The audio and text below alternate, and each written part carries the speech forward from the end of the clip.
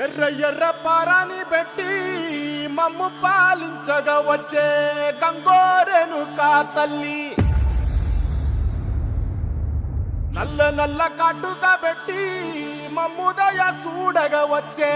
గంగోరెనుకా తల్లి, కల్లు కల్లు గజలు కట్టి మమ్ము నడిపించగా వచ్చే గంగోరెనుకా